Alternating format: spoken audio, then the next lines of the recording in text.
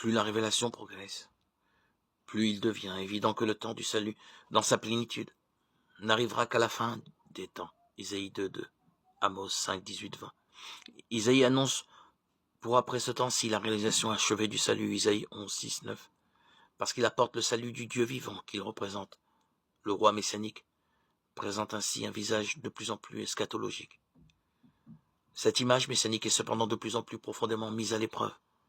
Voilà qu'au temps de l'exil, la décadence de la réalité terrestre qui a conduit Israël au péché et au désastre en altère si fortement la signification que la pensée du roi sauveur devient insoutenable, comme en témoigne le langage des prophètes.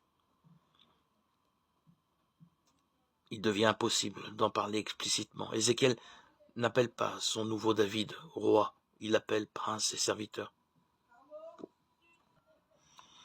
Le futur vainqueur du mal qui oppresse le monde, Genèse 3.15, ne se conçoit plus désormais que dans la lignée des prophètes, qui ont payé de leur vie leur témoignage pour Dieu, en même temps que leur amour pour Israël, leur courage indomptable pour proclamer la parole de Dieu, leur haine du péché, leur souci de l'alliance, leur destin tragique, servent à pressentir les traits du sauveur eschatologique, l'image du serviteur véritable prophète idéalisé, pénètre et transforme peu à peu de l'intérieur l'image du roi messianique.